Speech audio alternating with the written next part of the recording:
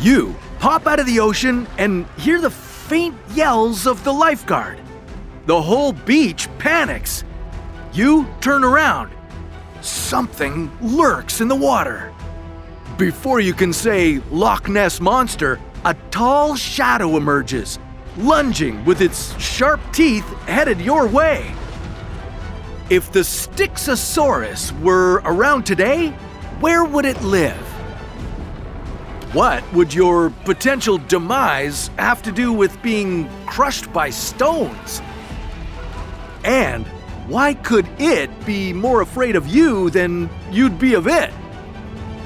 This is What If, and here's what would happen if the Styxosaurus was alive. Technically speaking, this marine reptile wasn't a dinosaur, although it sure swam the earth alongside many of them. Styxosaurus lived 70 to 85 million years ago in the late Cretaceous period, long before humans set foot on the planet. And this monstrosity measured 10 meters in length. Its prominent neck accounted for close to half that size. At 5 meters, that's almost 3 times longer than the neck of the average giraffe. And this freak of nature was no lightweight either. With more than 3,600 kilograms of reptilian goodness, it was as heavy as a killer whale. So how come this enormous reptile wouldn't swallow you whole? Scientists have found fossils of this ancient behemoth in what is now Kansas and South Dakota. So if Styxosaurus were alive today, it would mainly inhabit the coasts of North America. But it's unlikely you'd see this beast in its full size. All you'd be able to spot is its head and a good chunk of its long neck protruding from the water. That's because Styxosaurus would bury its large turtle-like body in the murkiest and darkest waters, making it appear much smaller than it actually is.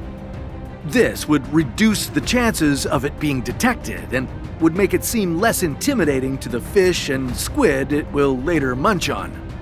This feasting would be pulled straight from a horror movie. As Styxosaurus shut its mouth around its prey, sharp teeth would intermesh with each other and fully trap the animal inside, like a cage from which there's no escaping. But the process wouldn't quite end there. Some of the Styxosaurus fossils were found with over 200 small stones in their bellies. These stones could have served as a ballast, helping the prehistoric creatures sink closer to the ocean floor, but it's more likely that the rocks aided with digestion. Yeah, while the teeth of the Styxosaurus evolved for seizing slippery prey, they weren't particularly effective at cutting through flesh. So this behemoth would swallow its still-living prey whole, and the stones in its belly would take care of crushing bones and rubbing off scales. Now, if it set its eyes on you, would you end up rocking and rolling in its stomach? Well, the head of an average Styxosaurus would be around 50 centimeters long, with a snout of about 30 centimeters in length.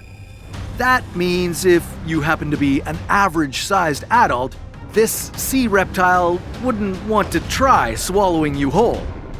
You wouldn't fit in its mouth.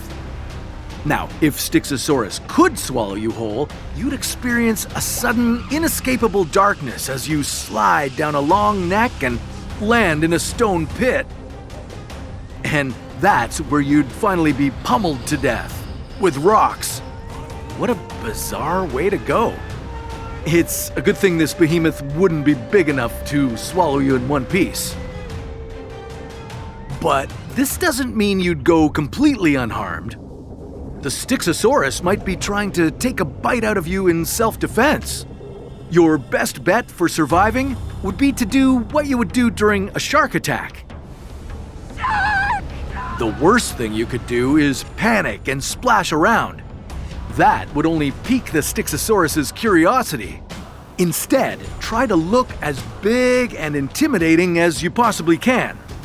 Of course, that's easier said than done when facing a predator 45 times your size.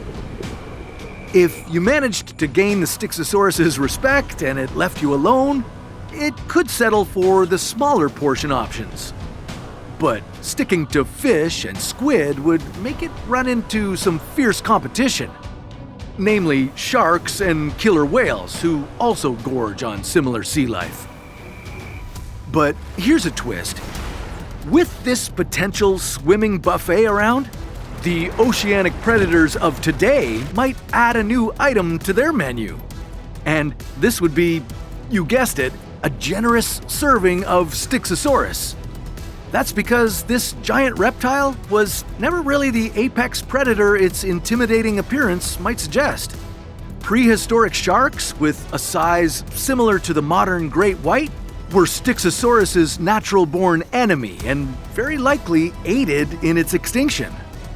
And on top of being hunted by ancient sharks, it seems like the Styxosaurus also wasn't immune to the temperature changes in the ocean that were brought on by the changing climate. Yikes. Our long-necked friend could not have chosen a worse time to stick around.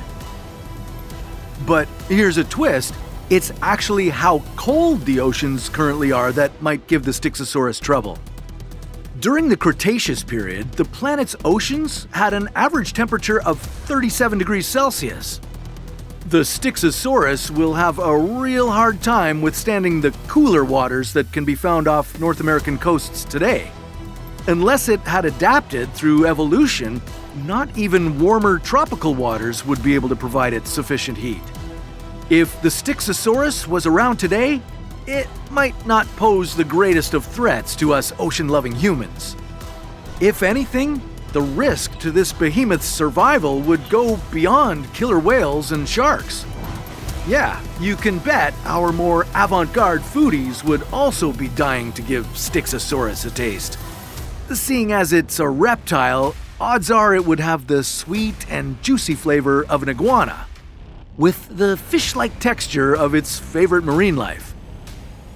You know, putting aside the risk of parasites, viruses, and salmonella that comes from eating reptiles, it actually sounds quite delicious.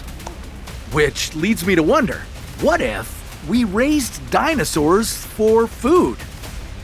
I can't be the only one who's craving a Dilophosaurus tartare. That's a story for another What If.